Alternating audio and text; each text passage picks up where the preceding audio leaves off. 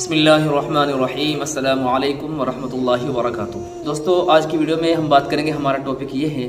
کہ اگر حیض کی حالت میں یعنی عورت کی جو ماہواری ہوتی ہے، عورت کے جو ایام ہوتے ہیں ناپاکی کے، جس میں عورت ناپاک ہوتی ہے، اس کو بلیڈنگ آتی ہے، پیریڈ کی حالت میں اگر اس کا شوہر اس سے ہم بستری کر لیتا ہے تو کیا ان کے لیے صدقہ دینا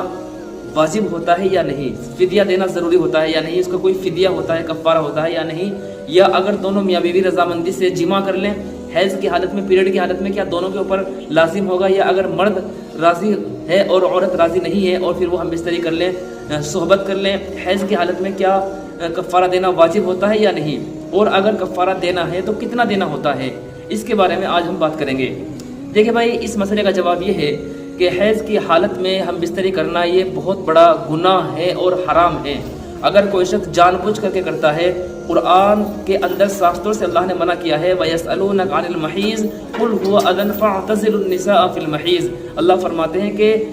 وہ لوگ آپ سے حیض کے بارے میں سوال کرتے ہیں تو آپ ان سے کہہ دو کہ وہ گندگی ہے، لہٰذا اس دوران عورتوں سے دور رہو، یعنی ہم بستری کرنے سے دور رہو، جب وہ پاک ہو جائیں، جب ان کے قریب جاؤ، جب ان سے صحبت کرو۔ یہ قرآن کا فیصلہ ہے، قرآن اس سے ہمیں منع کر رہا ہے کہ گندگی کی حالت میں ہم بستری کرنا ناجائز ہے، حرام ہے۔ لہذا اس مسئلے کے ذیل میں علماء نے لکھا ہے کہ اگر کسی سے یہ غلطی سرزد ہو جائے، دھوکے سے غلطی سرزد ہو جائے، میاں بیوی نے آپس میں ہم بستری کر لی ہے، تو اب ان کے لیے بہتر یہ تھا وہ استغفار کریں، توبہ کرتے اللہ سے۔ اور جو یہ کہا گیا ہے فدیہ دینا، صدقہ دینا،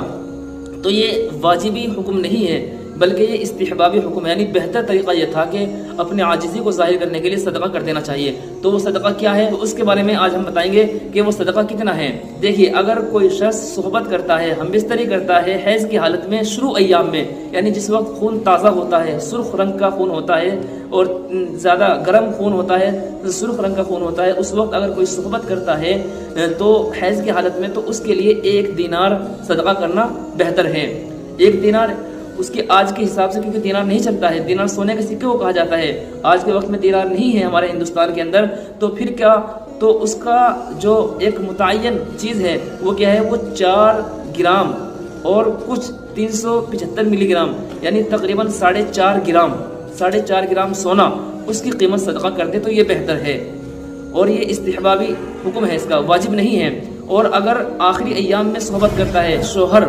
ہم بستری کرتا ہے حیض کی حالت میں آخری ایام میں، جب خون سرخ کے بجائے تھوڑا زرد پڑنے شروع ہو جاتا ہے، پیلا خون ہو جاتا ہے، 4 ایام گزرنے کے بعد، 5 ایام گزرنے کے بعد، یعنی جو آخری وقت ہوتا ہے پیریڈ ختم ہونے کا، اس وقت صحبت کر لیتا ہے، تو اب اس کے لیے آدھا دینار صدقہ کرنا بہتر ہے۔ آدھا دینار سے مراد یہاں جو آج کا وزن کیا جائے گا وہ تقریباً 2.5 گرام سونا، اس کی قیمت صدقہ کر دینا اس کے لیے بہتر ہے۔ تو یہ استحبابی حکم رکھتا ہے، اتنا شریعت نے کہا گیا ہے کہ اتنا اگر صدقہ کر دیا جائے تو یہ بہتر ہے۔ حضرت ابن عباس رضی اللہ تعالیٰ عنہما کی بھی اس سلسلے میں روایت ہے کہ جب تم سے ہم بستری کی حالت میں